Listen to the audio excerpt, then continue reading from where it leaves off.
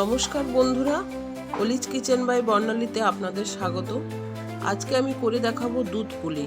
দুধ পুলি কীভাবে করতে হয় সেটা অবশ্যই আপনারা দেখবেন। প্রথমেই বলে রাখি, আমার চ্যানেলটিকে আপনারা সাবস্ক্রাইব করবেন, আমার খুবই ভালো লাগবে। আর আমার চ্যানেলটি সাবস্ক্রাইব করলে আপনাদের কাছে সবার আগে আমার সহজ পদ্ধতিতে রান্নাগুলো আপনাদের নোটিফিকেশানে যাবে। এবারে আপনারা দেখুন আমি কিভাবে দুধ পুলিটা বানাই। দুধ পুলি বানাবার জন্যে আমি প্রথমে পুরটা তৈরি করে নিচ্ছি নারকেল এবং গুড় দিয়ে। পাটালির গুড়ের ডালাটাকে আমি এমনি ভেঙে রেখেছি, অনেকে গ্রেট করেও দিতে পারেন। আর এর মধ্যে আমি রেখেছি দুটো নারকেলকে কুড়ে নিয়েছি। এবার এর মধ্যে গুড়টা দিয়ে আমি পুরটা তৈরি করে নিচ্ছি। জেলে দিয়েছি এবং নারকেলের মধ্যে আমি গুড়গুলো দিয়ে দিচ্ছি।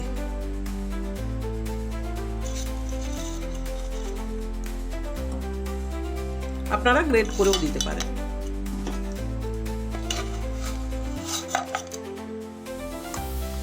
গ্যাসটাকে একদম লোতে দিয়ে সিমে দিয়ে এইটাকে আস্তে আস্তে নেড়ে নেড়ে পুরটা তৈরি করে নিতে হবে।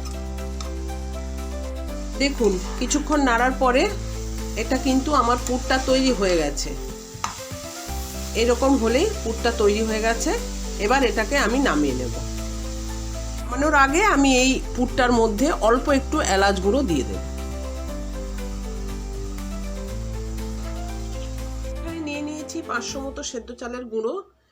এখানে দিয়ে দিলাম অল্প একটু নুন। ভালো করে নুনটা মিশিয়ে নিলাম।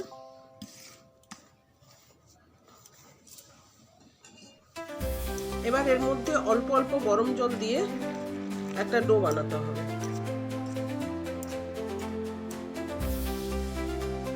গরম জলটা গরম, তাই অল্প অল্প মেশাতে হবে। অল্প অল্প গরম জল দিয়ে একটা ডো বানিয়ে নেব।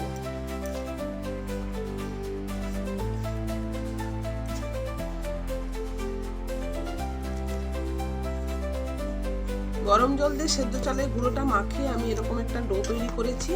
এবার এটার থেকে ছোট ছোট লেচি কেটে নেব।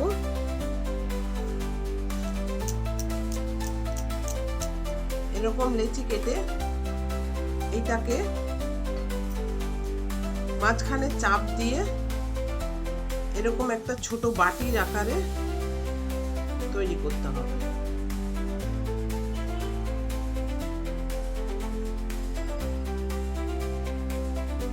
এর মধ্যে অল্প একটু পুর দিতে হবে।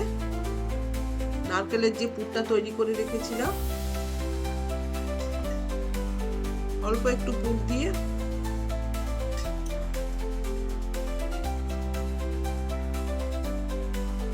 এইভাবে মুখটা আটকে দিতে হবে।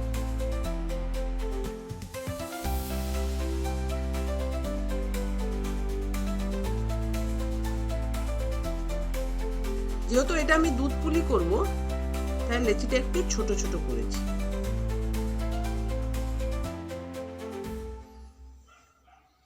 এখানে রাখলাম। বাকি লেচিগুলো এইরকম শেপ দিয়ে তৈরি করে নেব আমি। লেচি কেটে শেপ করা হয়ে গেছে। পিঠেগুলো এইভাবে আমি মুড়ে মুড়ে নিয়েছি ভেতরে পুর দিয়ে। এবারে দুধের মধ্যে ফেলব। দুধটা দেখুন টকবক করে ফুটছে। এই অবস্থায় আমি পিঠেগুলো একটা একটা করে ছেড়ে দেব।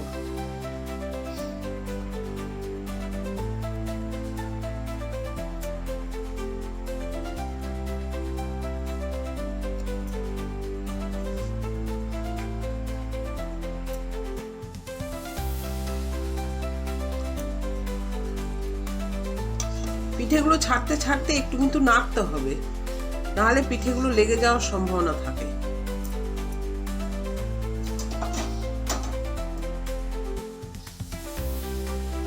আমি এভাবে বাকিগুলো ছেড়ে দেব। পিঠেগুলো সেদ্ধ হয়ে গেছে দুধের ভেতরে। এবার এর মধ্যে মিষ্টির জন্য গুড়টা দিয়ে দেব।